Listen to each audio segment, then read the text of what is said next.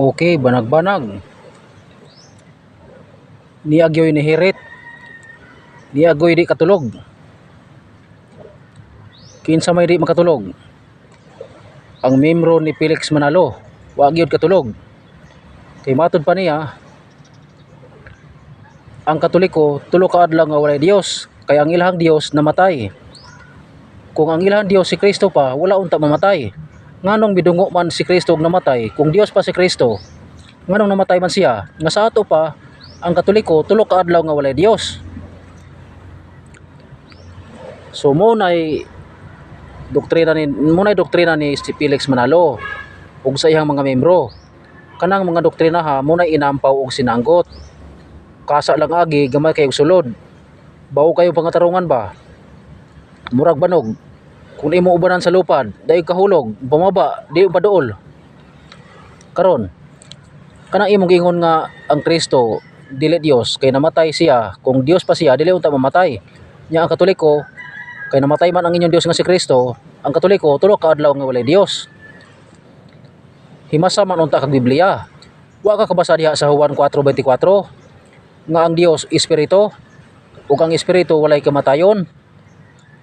Nanunsa man si Kristo sumala sa San Juan kapitulo 1 bersikulo 1 ngadto sa 14. Si Kristo Dios.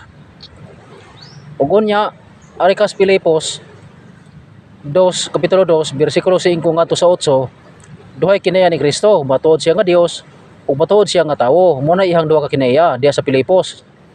Ug unya sa Tito 2:13 si 13, ang Kristo perting dako ang Dios. Nang karon nganong niyon ka nga si Kristo namatay? O dili Dios nya kay namatay man.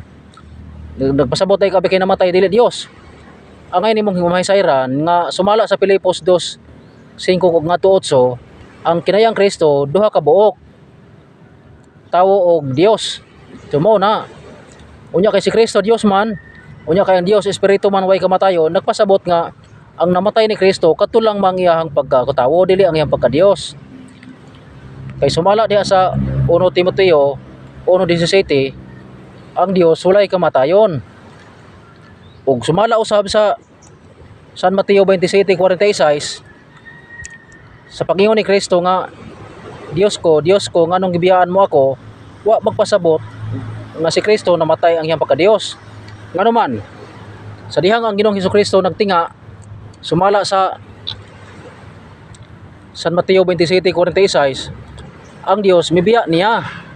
Nganong saon man pagkamatay sa Dios niya nga sa dihang nagtinga si Kristo hapit na mamatay, mibiya man ang Dios kaniya, nisibat man, di wa mamatay ang Dios kay nibiya ni Kristo, nisibat. Saon pagkamatay sa Dios nga nisibat man? Kanang imuhang argumento ba? Kung ato ubanan sa lupa, dayong kaatak,